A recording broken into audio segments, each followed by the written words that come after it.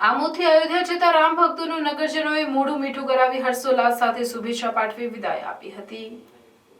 અયોધ્યામાં ભગવાન રામના દિવ્ય અને ભવ્ય મંદિરના પ્રાણ પ્રતિષ્ઠા મહોત્સવ બાદ ભગવાન રામની દિવ્ય પ્રતિમાના દર્શન કરવા માટે રામ ભક્તો અનેરો ઉત્સાહ જોવા મળી રહ્યો છે। ત્યારે આમોદ નગરમાંથી 27 તેમજ તાલુકામાંથી 40થી વધુ ભક્તો અયોધ્યામાં ભગવાન રામના દર્શન માટે રવાના થયા હતા।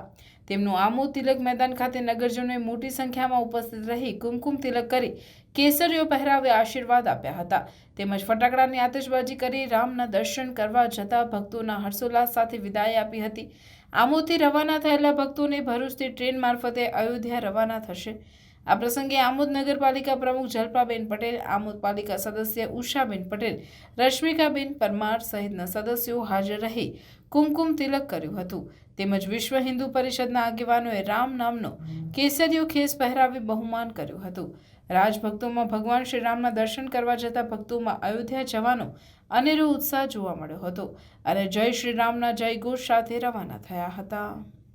જય શ્રી રામ, જય શ્રી રામ।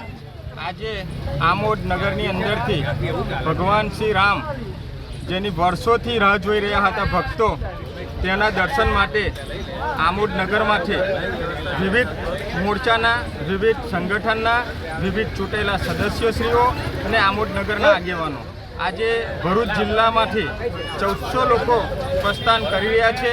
ભરૂચ રેલવે સ્ટેશન પરની ટ્રેન છે અને ત્યાંથી ધારાસભ્યો, સંસદ સભ્યોથી માંડીને બધાય સદસ્યશ્રીઓ ભગવાન શ્રીના દર્શન કરવા જે ભક્તો જઈ રહ્યા છે તેમને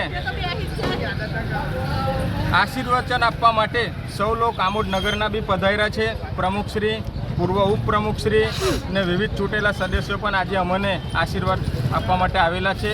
સૌને જય શ્રી રામ। આમોદ શહેરમાંથી કેટલી વ્યક્તિઓ જાય છે દર્શન? આમોદ નગરમાંથી 27 જણ છે શહેરમાંથી અને તાલુકામાંથી 51 જણ છે।